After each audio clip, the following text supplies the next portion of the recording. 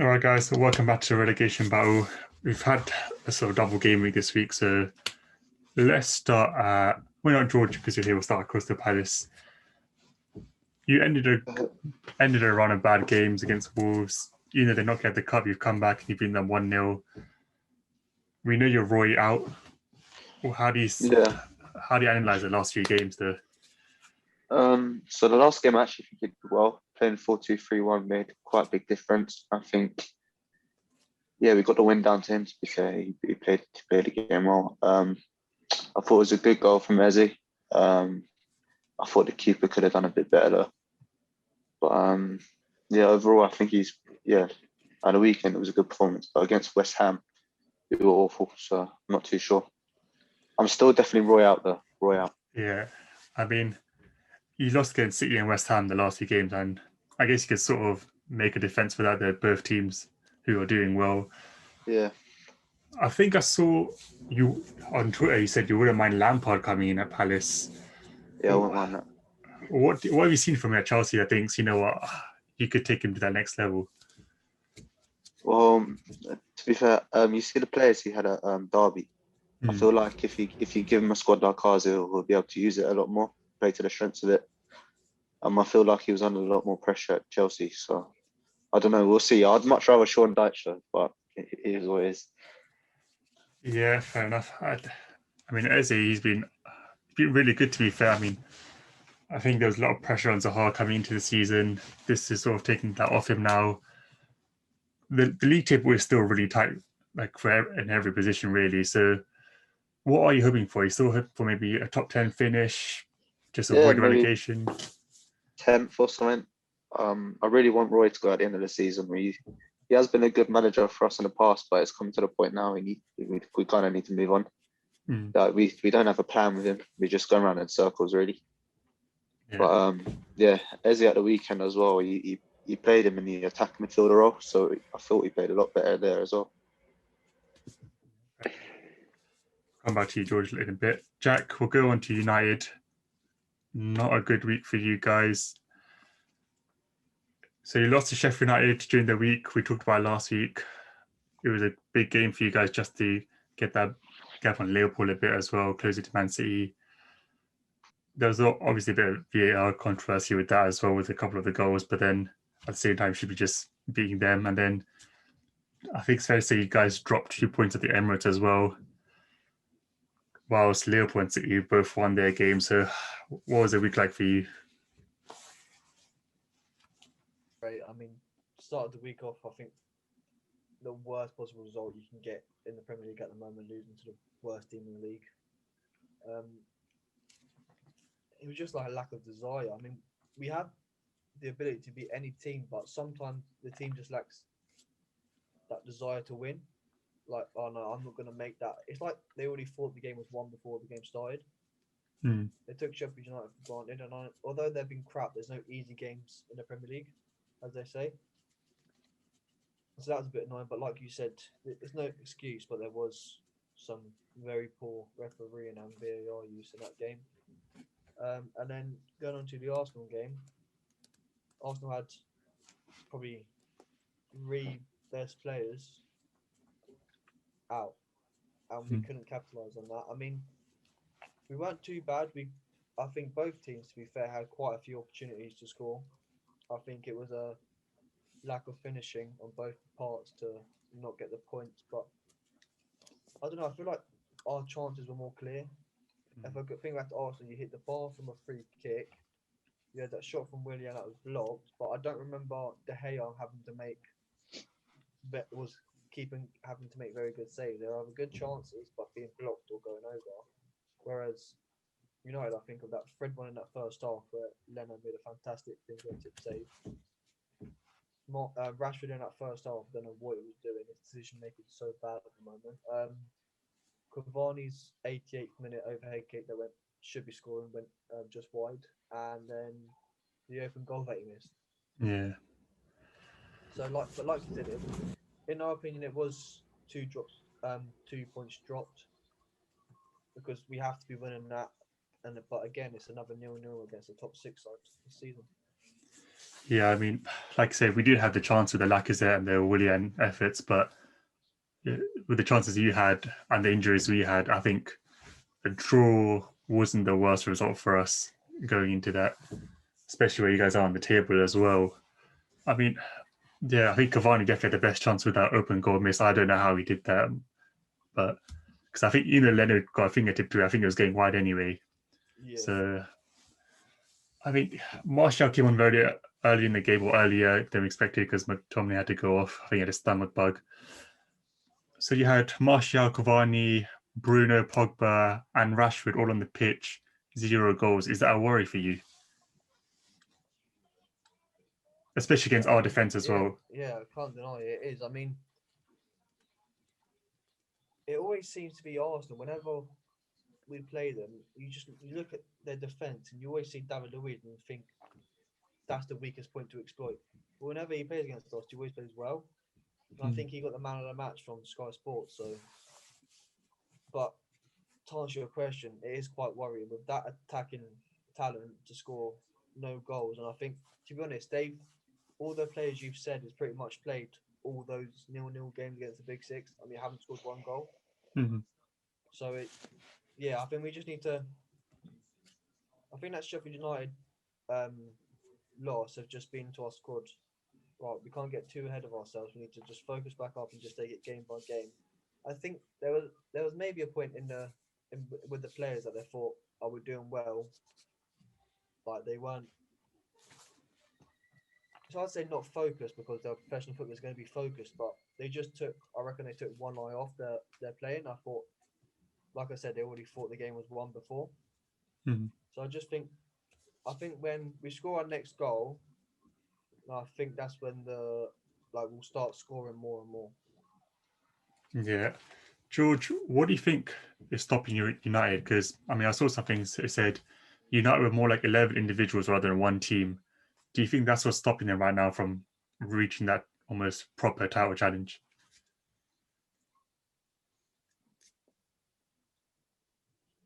Who did you ask that to, Jack or me? Yeah, George. Me. Yeah. Say that question again.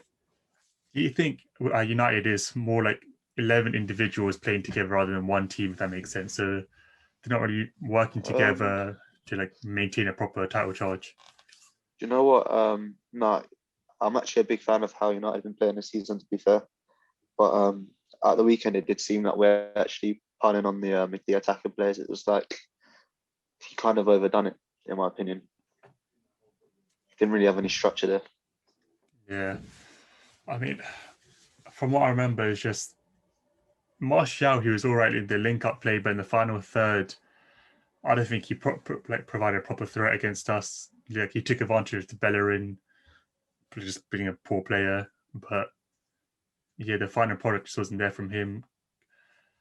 I'm not gonna lie, I would have thought Cavani, I would have buried at least one of those chances against us. Yeah. Then I think as if Cavani left that chance, I think Martial would be able to run onto it. Yeah, I mean, Bruno as well. I think he had a good chance in the first half where he just got inside Luis and just put it past the far post as well. But yeah, I don't know. I feel like something was just missing for United. Maybe you're right, George. Maybe it was just that. Maybe I Oli think just they throwing just everyone rely on. too much on individuals.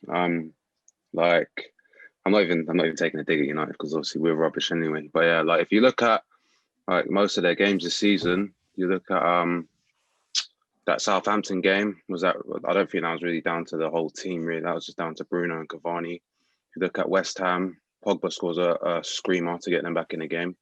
You look at, I think it was Burnley, Pogba scores another clutch goal.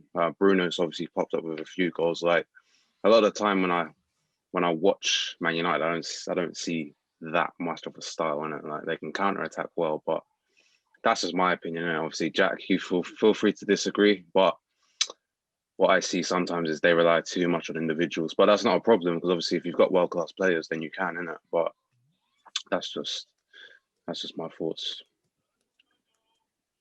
I totally agree with that, yeah. But the Southampton one I can agree, yeah. But the Burnley one, you say Pogba scored and like you say relied on individual brilliance. But then is that not saying every 1-0 win just relies on individual brilliance and not a manager doing well. Like City won 1-0 against Sheffield United, scored in the 9th minute. Was that Gabriel Jesus being an individual brilliance rather than the team playing well defensively? See, that's a fair point, yeah. But like, I do get no, what you're saying. Like sometimes, like especially last season as well, we did rely on individual brilliance. Like we weren't playing well, and just like a magic moment happened. But just to say we relied too much on individual brilliance, I think is a discredit to Ollie, because where we are, yeah, look, we've had a poor week, and we could be 7 points behind City, but we're still second due to other results, but we are still second. So I do get Tyrese's point, but just say we rely too much on individual brilliance. Because I don't think you can do it for that long and be second if you rely on individual brilliance for too much. You can't, like, especially against Sheffield United, 8 players played bad, which is why we lost. We can't have, you can't do a title charge. You can't challenge for a title. If you can maybe have 1 or 2 players playing bad, but you can't have a whole team playing bad. But I get what Tyrese is saying. Yeah, I think I definitely get the point. I can understand it as well, like the same players popping up all time and time again, but I think you still got to give Ole the chance to properly, I think maybe one more season if he gets that, and if United keep this going. Yeah, 100%. Yeah, you could see that reach the level where everyone's starting to do it rather than just Pogba, rather than just Bruno. So I think you do have to give him that benefit of the doubt. He's still only been here for what probably around 2 seasons now, if you like, because it's been half of that first season he joined, half now, and then 1 full season got last year. So he's still got time to build a proper squad. From Arsenal perspective, the game obviously went in without Aubameyang, Saka, Tierney. We didn't play great, I think. I think he came out and said himself he wasn't his best game, but it was good to see him play 90 minutes because he has been struggling with a couple of injuries. Willian, I don't think it was his worst game for us, but if he scores that chance, it's a big 3 points for us from that game, especially how tight the table is where we are.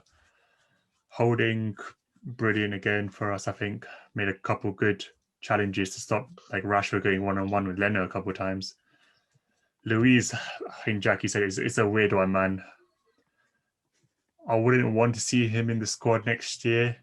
I mean, off the pitch, you can't doubt his presence, helping young players come through, helping other players in the squad. But on the pitch, I still don't trust him to play like this week in, week out. But at the moment, you can't really bench him, I guess, if you play like that against United, even with Gabriel on the bench. Because Gabriel has to earn his way back in now because Holding and Luiz have been playing well. But yeah, I mean, we've got Wolves tomorrow. They're not on great form, but Wolves away has always been a tricky fixture for us. Also terrible against us. Yeah, but and if we win that, we go up to 6th, even though the teams at the time would have a game in hand on us, like Chelsea and Spurs. We would go up to 6th, which just help us so much mentally as well, I think, just moving up the table. And with how close and how many teams are like close together, like the Chelsea and Tottenham play this week, there's 2 games, one of the teams will definitely drop points. So that's, if we can gain these points, that'll be so important. Because I reckon at least 2 maybe 4 of these teams will play each other week in, week out. So just gaining points each week, I know it sounds like such an easy thing to say, if you're gaining points, you'll be on the table, but more teams will be dropping points regularly at this rate, just because of how many of them are close together and how many close matches there'll be. So I think Tierney's still out for tomorrow's game. Aubameyang's back in the squad. Saka's back in back in full training. So you've got to keep going with the momentum before Europa League comes back and sort of takes that spotlight away from the Prem a bit, because I think we will focus on that a bit more. But Tom, Spurs haven't had a great week either. Poor week, in fact. 3-1 loss to Liverpool, and then Kane gets injured in the game. Obviously a huge miss for you guys. And then Brighton topped it off with a 1-0 win at the Annex as well.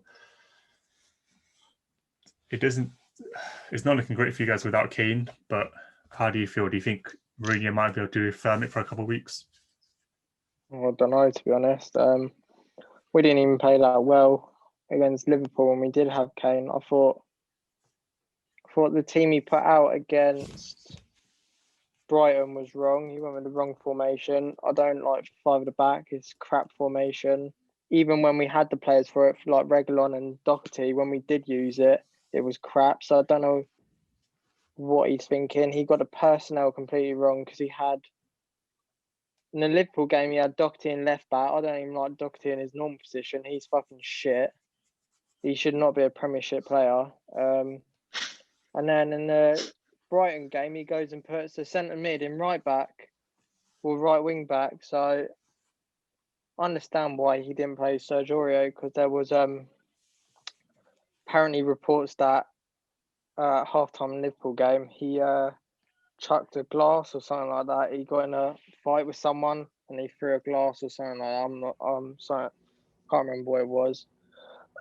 But I literally I don't have any hope for this team. I don't know whether to blame the manager or not, because I think a lot of our fans are absolutely deluded when it comes to some of our players. I think our squad is not as good as people think, especially our defence. People big up, for example, Dyer to be a brilliant centre-back. He's probably one of the worst footballers I've ever watched in a Tottenham shirt. So I don't know what I want for the team, to be honest, because I'd get rid of so many players, but then I don't know whether I'd keep the manager, because I don't know if he's lost the dressing room already. I honestly think he could have lost the dressing room already. He always loses it at any club. You can predict that, but I think he might have even lost it already. I think he's just done with it. Apparently, Levy's already come out and said to one of our reporters that they have faith in Mourinho, but he needs to get out so many of these players, because the league's completely done. We ain't getting top 4. The only thing that I think keeps him in good, like steady in the job, is the fact that we're in the final, and I doubt he's going to get sacked, because if Daniel Levy sacks him and then it comes to the final and we lose with a different manager, he'll just get so much stick, because you want Mourinho as the manager for a final, and then you still got Europa League. We're now going to go for the Europa League like fully. I think we were going to go strong for it anyway, but we will go for it like 100% now. But I think we've got Chelsea coming up, City. I'm honestly debating whether to even watch the fucking Chelsea game. Like it's not the fact that we're dropping points. I ain't seen us have a bad performance like that against Brighton in ages. We literally got pinned in our own half for the majority of the game, and then Mourinho comes out and says something like, we had a good second half. It was a good reaction. We should have got more out of it." I'm debating whether if he's watching these games, because he's absolutely clueless.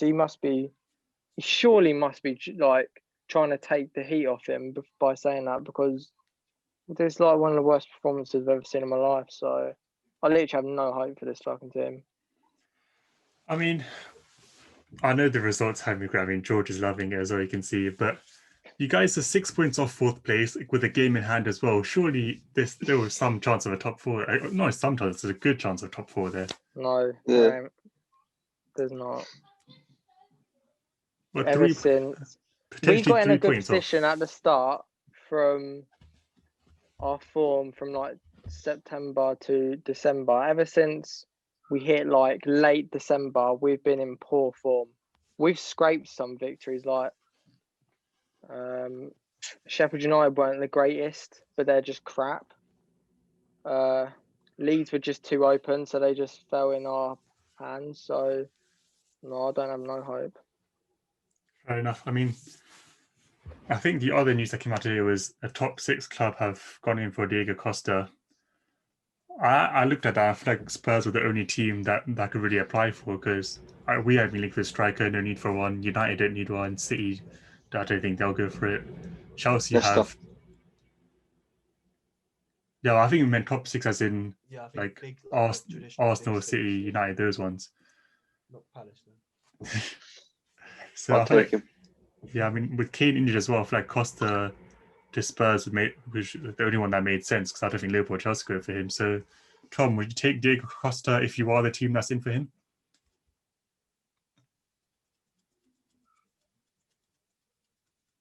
What would you say, Joel?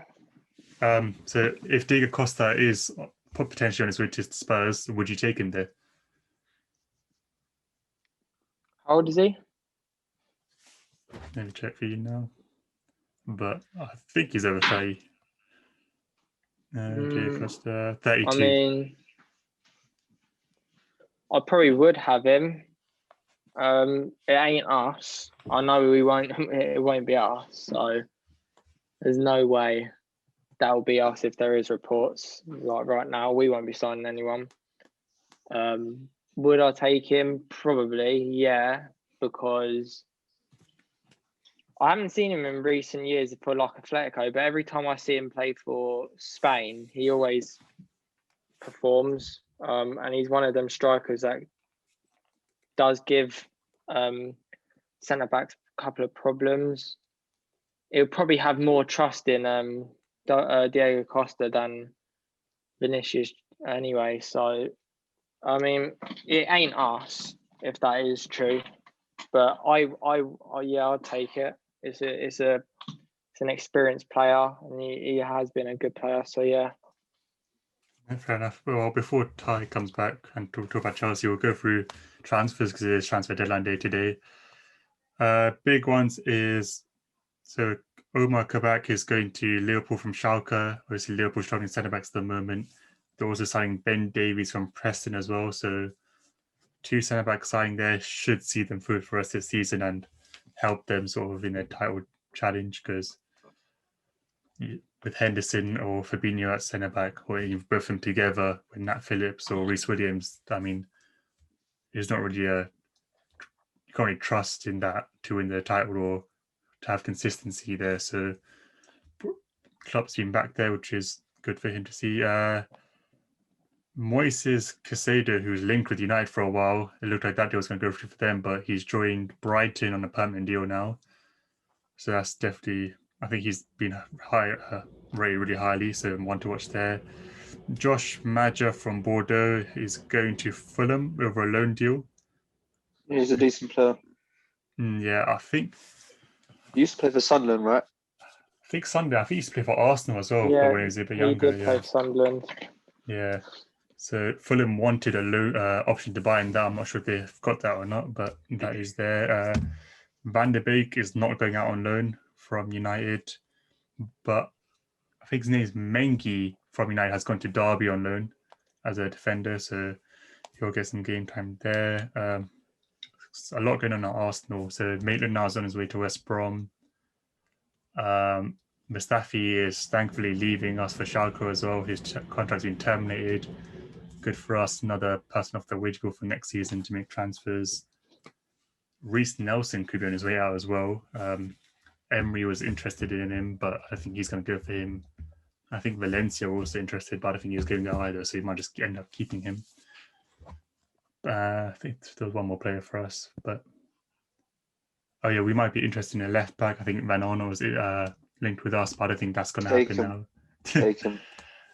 But I think Roy said he expects him to stay, so I think that's happening. No, he's not a bad player. He's not a bad player. Yeah, he just can't defend. Yeah, I was going to say that going forward, I think it would be quite good, but defensively, as a backup, I think I'll take it. I think Ryan Bertrand is linked with us as well, but still not sure if anything's going to happen with that. Ty, we've gone to Chelsea now. You've got Tuchel's got his first win against Burnley. Marcos Alonso turning into like prime Berbatov there for your second goal. We're seeing a new position for Hudson-Odoi as well, a right wing back. Potential partnership between Kovacic and Jorginho as well. How do you feel going to this Spurs game now? Do you feel confident you can beat them with this new setup? 50-50 because I'm never really confident going into these big games because I can never trust this team. But I'm more confident than I was when we was on a winning run when we played them at Stamford Bridge, just because like the way we're playing at the moment is we don't really like when we lose the ball, we're actually like pressing and trying to win it back. Whereas before, we'd always just try and sit off a little bit, invite pressure on, and then that's how we'd always get done by teams like Arsenal and stuff. I think Arsenal, they used that to their advantage when Saka scored that goal. But yeah, like, and with Hudson-Odoi's new position, he's basically playing as another right winger, like, because if you actually look at the way we've been playing, like, he hasn't actually had to track back that much. But then obviously that's just because we've played Wolves and Burnley. They're not really teams to come at you like that. So Spurs, depending on how Mourinho sets up, he's probably not going to set up to attack us either. So with him, I think when we're attacking, it's more of a 4-2-3-1 kind of. And then, so obviously Aspilicueta helps just form a back four, even though clearly the other day he was the only one that could actually put the ball in the back of the net. So, but yeah, like, I'm more confident now because it looks like we've actually got a style, kind of. Like, I know it's only been 2 games and it was Wolves and Burnley, but then saying that Burnley just beat Liverpool. So, you know, like, there's a lot of people, and then the media, they're doing my head in because there's clearly an agenda towards Thomas Tuchel because he replaced Frank Lampard. Like, there was this journalist that was criticizing the defense we played against Wolves by saying it was like the average age of it was like 94 or something like that. And then, but then when Lampard used that back for like 2 games before they didn't mention it, they said, oh, Lampard's just gone for experience. So, you know, made no sense. But yeah, I'm confident going into the Spurs game, especially if Harry Kane's not playing, and apparently Ndombele might be injured as well. So if that's the case, then, you know, hopefully Kante's back for that game as well, and we can beat him. Yeah, I mean, if Kante comes back, who do you drop? Because what we've seen from these 2 games is passing is obviously key, keeping that possession going, keeping the ball moving. I think it's 800, Yeah. more than 800 passes against Wolves. And obviously, Kovacic and Jorginho both might order them great passes of the ball. So which one do you drop for Kante if he comes back? I'd drop Jorginho, to be honest, because like just the way, like when he's given space, he's top class in it. But then as soon as he's pressed, that's when he struggles. And Kovacic can deal with that. My only problem with Kovacic is it's like this guy has all the ability in the world and he doesn't use it when we're going forward. Like he's just so good. But like if he added some end product to his game, yeah, he could be one of the best midfielders in the world. But he just doesn't do it. Like every time he tries to play a forward pass, he scuffs it. And it just doesn't happen. When he shoots, it just goes anywhere but on target. And with Jorginho, it's just one of them things where as soon as we get done on transition, and then we've got to defend on a counter attack, and we've seen that multiple times over the years, he's been done. So especially against Spurs, if he's got like if Ndombele is fit, then he'll run all over Jorginho. So I'd rather just start N'Golo Kante and then just run with that, because I feel Kovacic and Kante can form a good partnership, but they haven't really been able to because of Kante's injuries over the years. So yeah. Yeah, I mean, I agree with you. I think Kovacic's got a lot of ability. I was a big fan of him when he came to Chelsea as well. I was like on loan, so I think hopefully Tuchel can help him unlock that full ability, full potential. Maybe see him kick on and help Chelsea kick on as well. But Yeah. other than that, around Europe, last week I think we saw Milan derby in the Coppa Italia, which saw Ibra and Lukaku getting to fight. I would love to see how if they actually fought like backstage or behind the scenes, but I think that must be some pay-per-view stuff right there. Barca won over the weekend while Real Madrid lost to Levante 2-1. Atletico Madrid are moving clear in that league with a game in hand as well, so looking good for them. Dortmund won. They went 1-0 down, but I think Jadon Sancho has really been kicking on in 2021, which is good to see. Maybe that price tag's getting back up to 120 mil for United just for the summer. Haaland was linked with Chelsea as well. He's been doing a bit more. I mean, Roman's going to get the money out again for them, I guess. PSG lost, which obviously makes me happy, but Poch should come out and say he expects Neymar and Mbappe to stay. Neymar came out and said he's like looking to stay at the club and hopes Mbappe will stay with him. I think that's more in hopes of PSG like being one of the only teams that can afford Messi. Speaking of Messi, his contracts were leaked in the Barca in a Spanish newspaper, but he's earning like 2.3 mil a week from that contract alone, which is crazy. I don't think I've ever seen anything like that. I don't think Man City would give him that contract, man. No, that's the next level. If us was getting like attacked for 350k a week, imagine 2.3 mil. That's some crazy figures right there. But yeah, I think that was already from this week. Don't think I missed anything. But yeah, have a nice. I think it's time to talk. I think it's time we sit down and just say what's going on. I think we should say